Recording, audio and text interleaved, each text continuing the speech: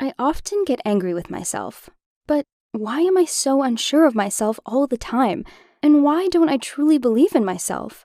After all, it makes my life more difficult, especially now that I have a boyfriend. I really like him, and I don't want to ruin everything. So I just need to share my story and get your opinion. My name is Katie, and I live with my dad. 2 years ago, my mother left us and ran away with another lover. My father couldn't cope with it and started drinking. He spent over 6 months in his garage without ever putting the bottle down. When he finally quit, it turned out that we had absolutely no money. Dad's a mechanic. Collecting and repairing cars is all he knows how to do. But now, nobody wants anything to do with him. So I had to start earning money. But I also have school. I would have dropped out, but I don't want to be like my mother. She gave birth to me at 16 and never went back. I understand that I need an education, but I hope you know how hard it is for me to see all of these girls dressed up, when all I have is my old sweater, which I recently patched a hole on, by the way. Dean is who noticed it. Dean is the most popular guy in our school. I remember the day we first spoke. If he had known more about cars, it never would have happened at all. Here's what happened. I was on my way home from school and saw him on the road. He was leaning against his Porsche with his hands on his head. I realized that his car had broken down, and I figured I could help. After all, I had grown up in my father's garage, and at 13 had already put together a carburetor. But I was embarrassed to talk to Dean and passed him. Then he called to me. Hey, how are you? We go to the same school, right? I had often dreamed about Dean talking to me, but in my head, it never sounded so horrible. This self-absorbed ass wasn't even sure that he had seen me before. He asked to use my phone because his was dead, and he needed to call for help. But I didn't have one. I know what you're thinking. Who doesn't have a phone? But a couple of months ago, I had to choose between buying a phone and making a mortgage payment. I chose the latter. Since I was ashamed to tell him, I offered to check out what was wrong with the car. Dean didn't mind. I felt him watching me closely as I examined the car, and I blushed terribly.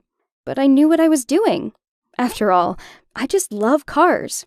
I didn't find anything under the hood and looked into the passenger compartment to take a look at the fuse box. It smelled so nice. Dean had the best of everything. As I had suspected, he had blown a fuse. No big deal. I knew there'd be one in my father's garage to replace it. I mentioned this to Dean before I realized that I would need to go with him to get the fuse. Damn it, I didn't want him to see how I live. Plus, I didn't know what to talk about or how to act with him. The 10-minute walk to my house seemed like an eternity. I was terribly shy, and there was an awkward silence the entire time. Finally, we got the fuse, made it back to the car, and I quickly fixed it. Now I was free. Dean even whistled with delight when the car started up. He pressed the gas, and the engine roared. I also got a bit of a rush. The sound of an old Porsche is so awesome. Apparently, I involuntarily smiled, because Dean said, "Wow, your first smile this whole time." He asked if I liked his ride. I loved it, but instead, I mumbled that it wasn't bad, a little weathered. "Like that sweater," he said softly, holding my hand. "You must love it a lot to be wearing it even with a hole." From that moment on, Dean started saying hello to me at school. But to even dream that a guy like him would pay attention to a girl like me was a sign of mental illness. And yet, I couldn't stop thinking about him. One day, he gave me a ride home. We chatted about cars and engines, and it even seemed like we had a lot in common. And then, Dean asked me out on a date. But I turned him down. I told him that I had a lot to do and quickly got out of the car. Why did I do that? Probably because I was scared. Because I couldn't trust him. I couldn't believe that he really wanted to go out with me, because I knew which kind of girls he usually went out with. And I don't look anything like them. Maybe if you dressed me up and did my hair, but I don't have the money for that stuff, and I don't even know how to make myself up. And to laugh on command like they did, let alone to flirt, Dean wasn't a match for me, and that's all there was to it. I was home alone on a Friday. I was trying to stay busy as a distraction, but I couldn't get our last conversation out of my head. And suddenly, I heard the roar of his motor outside the windows. Dean said that something was wrong with his car again, and he would be grateful if I could take a look at it. He suggested that it was a fuse again, and I opened the car door. In the front seat was a huge bouquet and a note. Katie, walk with me. So we started dating. At least, that's what I want to believe. Dean bought me a phone. He buys me new clothes and takes me to restaurants for dinner. I know how it sounds. I don't know if I'm doing the right thing by accepting his gifts. Sometimes it feels like I'm just a toy for him. It's like I'm a little dog that he picked up on the street and now he wants to turn me into a purebred. Sometimes I think I'm just paranoid. He is sincerely kind to me, and he really likes me. Damn self-doubt! I'm so used to being an outcast and going unnoticed that the role of the girlfriend of the coolest guy in school just plagues me. And also his rich friends. It's hard for me to be in their company and feel like a stranger every time. What else should I do? Should I keep dating Dean? I'd love to hear your advice, because I have no one else to discuss it with. Hi, my name is Jace. I brought my girlfriend, Emmy, home for the first time a year ago. My dad immediately liked her.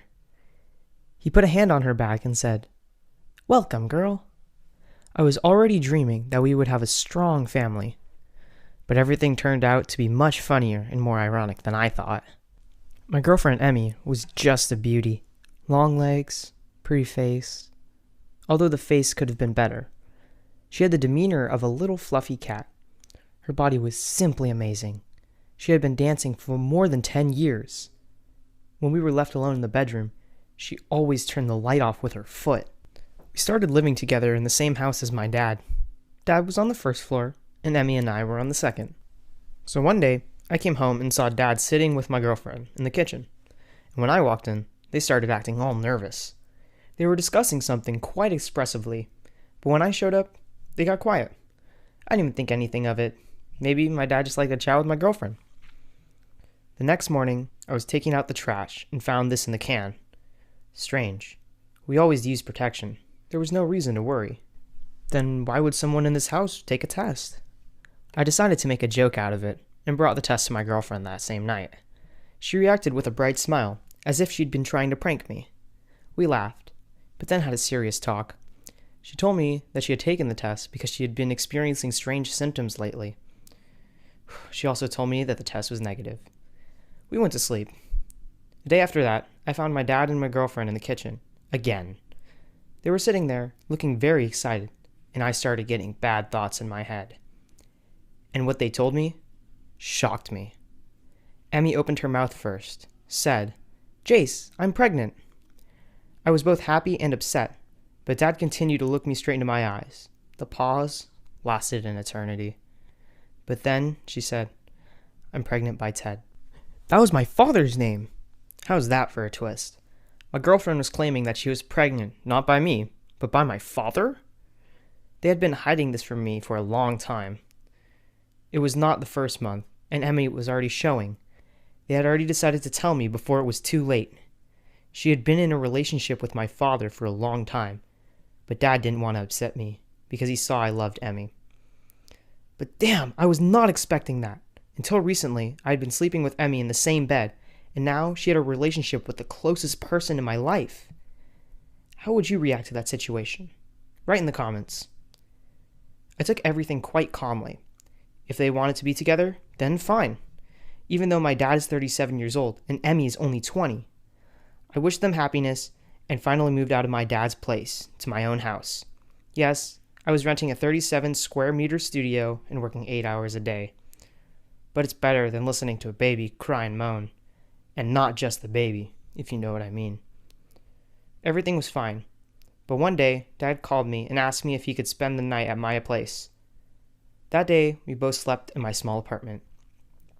Emmy had started driving him crazy. She had become aggressive and anxious. The baby always cried and was keeping him awake. What'd you expect? An adult life my not-so-adult dad couldn't handle. He started spending the night more and more often and started drinking. And then Emmy came to me and said that I should help her with the baby because my useless father couldn't do it.